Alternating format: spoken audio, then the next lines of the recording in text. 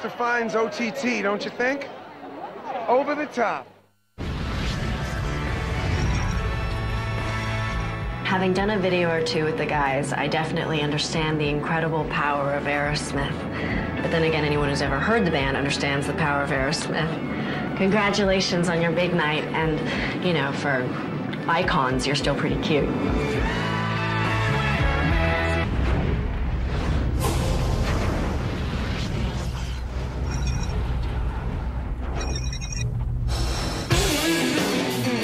Throughout the late 80s and early 90s, Aerosmith were flying higher than ever, very much off drugs and constantly on the charts and MTV. With albums like Pump and Get a Grip, Aerosmith was even eclipsing their career of the 70s.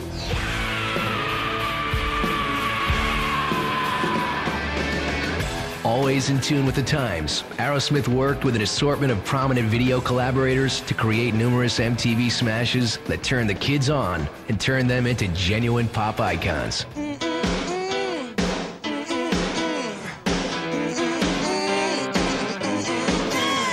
Within the new audience, more women than ever before and free of chemical obsessions, the band's music reflected a new boldness and overt sexuality. That was part of what sucked you in. Look what the girls are doing in the audience. Holy.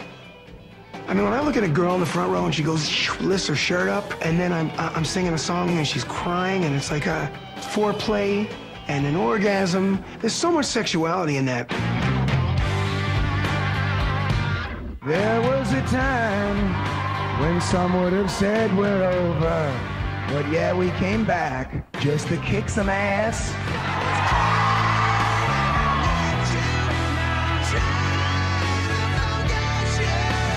We had all this success, these huge sold-out tours, so on the one hand, we had all this success, and on the other hand, we had all this inner turmoil. I don't even want to say, it's embarrassing to say, but there was this period where nobody was supposed to really have a private life, because this is all about the career, and it's all about your personal habits. I kept the right ones out and let the wrong ones in. By the time Aerosmith was recording their 12th studio album, 9 Lives, the band was divided, literally. Steven and Joe were in Miami working on tracks, while Brad and Tom remained in Boston. Meanwhile, drummer Joey Kramer was absent, battling depression after the death of his father. In the middle of it all, longtime manager Tim Collins, the man who was responsible for helping Aerosmith kick addiction, was, according to the band, undermining their private lives and personal relationships. He completely, unequivocally helped us get our lives together and single-handedly tried to tear it down. Steven and I were down in Florida, and a couple of the guys were in Boston, and it was really easy for him to do this divide and conquer thing. While I was in treatment, you know, the one thing I would really have wanted was to hear from my brothers. And he was this guy saying, don't call him up, don't talk to him, hands off. He would look at me and go, wow, I can't believe you haven't heard from any of those guys. The bond forged all those years back on Commonwealth Avenue would be put to the test as the 5 brothers sat face to face and worked through their problems together. We all had to sit down and have a powwow and kind of decide what were the good points and what were the bad points, and what was really taking this band down at the time. In the final analysis, I mean, we let it all happen, and we were just fortunate to live through those tough times and be able to get back together after the dust settled. In the end, Aerosmith parted ways with Collins, ready to face a new millennium and whatever challenges lie ahead of them. Please welcome Pink.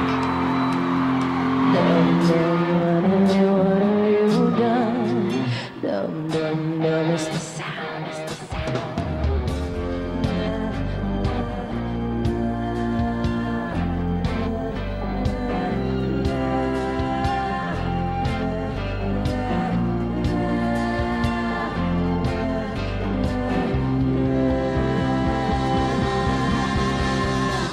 Jenny's got a gun. Jenny's got a gun. Our whole world's gone undone. Looking straight at the sun. What did her daddy do? What did he put you through? They say when Jackie was around.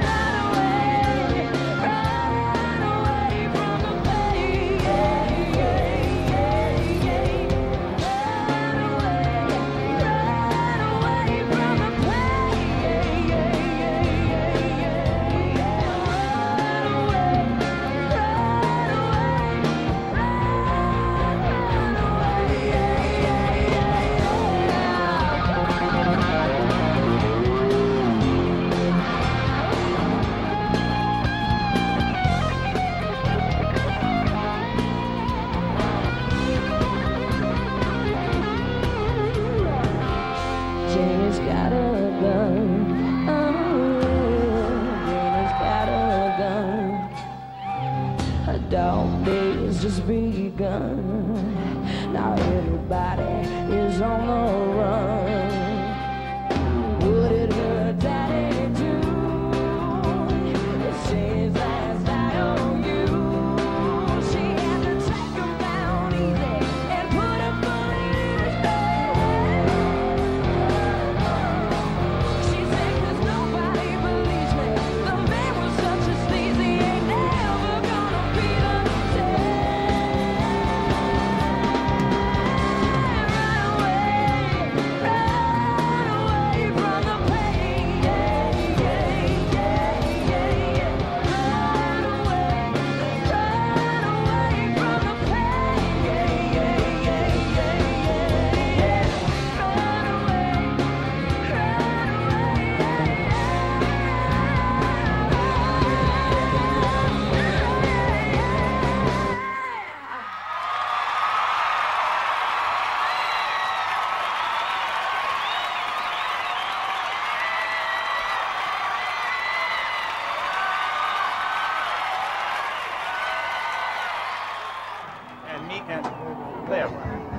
I love Pink.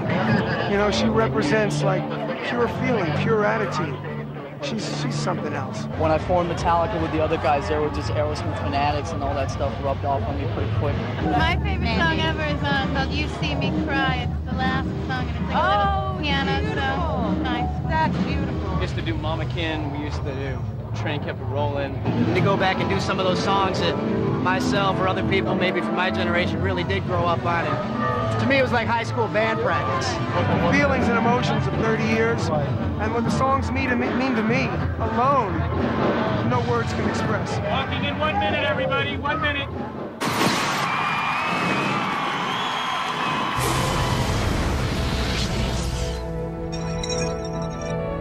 I could stay awake just to hear you breathing. It was a new millennium, and 30 years into Aerosmith's career, the band was still together and remarkably still an important musical force, garnering their first #1 hit with the power ballad, I Don't Want to Miss a Thing, off the Armageddon soundtrack.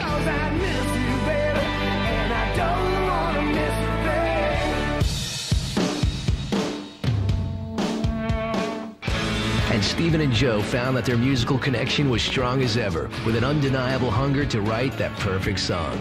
Oh man, to think that Joe and I haven't written that song yet, it drives me crazy. I think in a sense that it was a gift. That day, God shined down on us and it was, hey, jaded. Bingo, there's a song. And I remember feeling so high, so much higher than any dope ever made me feel.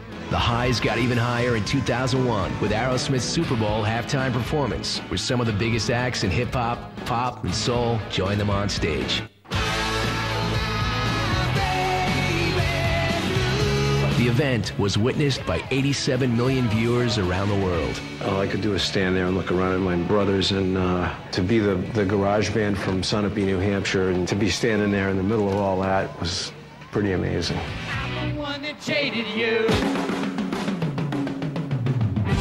And soon after that, Aerosmith was inducted into the Rock and Roll Hall of Fame, an achievement that brought their career full circle. That was the moment, I think, in this band where we all looked at each other and welled up in the eyes. You know, we've become one of those bands that you really dreamt about as a teenager. It was the Rolling Stones, it was Led Zeppelin. Now I'm one of those entities. I'm in it.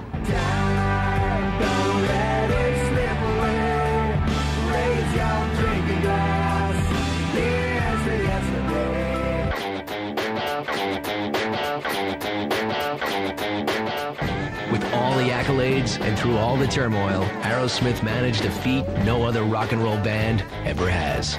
They survived for 3 decades. One band, 5 brothers.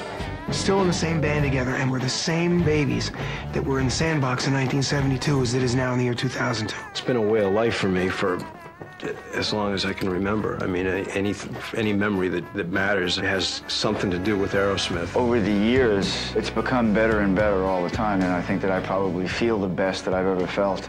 about all four of my brothers. It's been this unbelievable experience to be a part of it, and that it continues to still exist. I take a great deal of pride that I made it this far. We've seen the birth and death of all these things that were supposed to replace us, but we're still here, and there's just all these things that have come and gone, and I don't know, we're like a bad stain, man. I wouldn't trade it for anything. To go through all that, I've come to find out that the only way out is through. And to go through it is just a fodder for the next song I haven't written.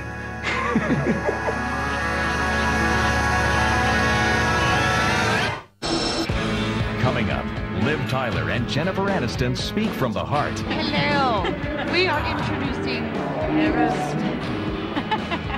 And the MTV icons themselves take the stage.